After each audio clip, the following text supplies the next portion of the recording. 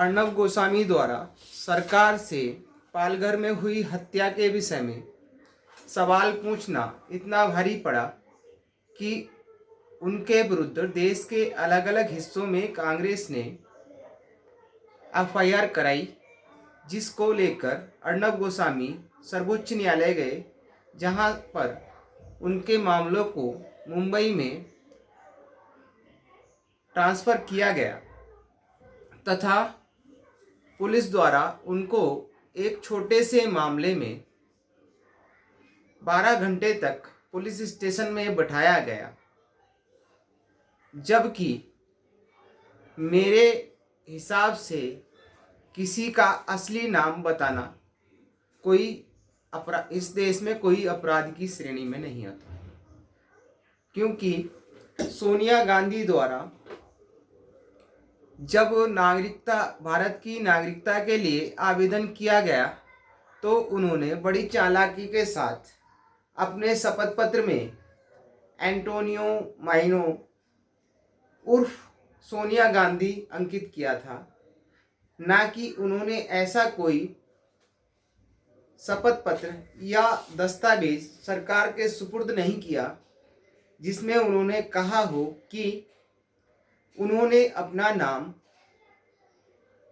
परिवर्तन कर अब सोनिया गांधी कर लिया है, अब उन्हें इसी नाम से जाना जाए। ऐसा कोई भी दस्तावेज सरकार के रिकॉर्ड में नहीं है, यानी कि उनका असली नाम एंटोनियो माइनो के साथ साथ उर्फ सोनिया गांधी भी है। अब अर्नब गोस्वामी द्वारा सोनिया गांधी को एंटोनियो माइनो और वाड्रा कांग्रेस कहा गया, इससे कुपित होकर ही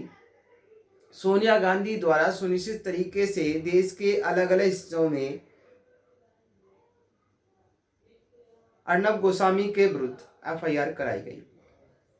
ये एफआईआर करा के कांग्रेस ने अपनी परंपरा का निर्वहन किया है, जो कि पंडित नेहरू द्वारा स्थापित की गई थी। 1950 में हमने भारत के संविधान को अंगीकृत किया था। उसी समय मद्रास में एक पत्रिका चल रही थी, क्रॉस रोड, जिसके संपादक थे रमेश थापर। उस समय रमेश थापर ने अपनी साप्ताहिक पत्रिका में नेहरू के विरुद्ध, नेहरू की नीतियों के विरुद्ध पब्लिश करना आरंभ किया। नेहरू ने उससे कुपित होकर उनके विरुद्ध देशद्रोह की एफआईआर कराकर उस पत्रिका को बैन किया तथा रमेश थापर को जेल में भेज दिया। रमेश थापर के द्वारा इस मामले को सर्वोच्च न्यायालय में उठाया गया और ये कहा गया कि संविधान द्वारा प्रदत्त विचार एवं अभिव्यक्ति की स्वतंत्रता पर यह हमला है और उसको अपने विचार एवं अभिव्यक्ति की स्वतंत्रता है। माननीय सर्वोच्च न्यायालय द्वारा रमेश थापर के तर्कों को माना गया तथा सरकार द्वारा लगाया गया बैन हटाने के निर्देश दिए गए। साथ ही रमेश थापर को जेल से रिहा करने का भी निर्देश दिए गए। इसके बाद क्या हुआ, ये ही जानने का प्रश्न है। हुआ ये कि सरकार ने, पंडित नेहरू ने अपनी शक्तियों का दुरुपयोग करते हुए प्रथम संविधान संशोधन 1 वर्ष के अंदर अंदर लाया गया, जो 15 मई 1951 में प्रभावी हुआ, जिसमें पंडित नेहरू ने विचार एवं अभिव्यक्ति की स्वतंत्रता, जो हमें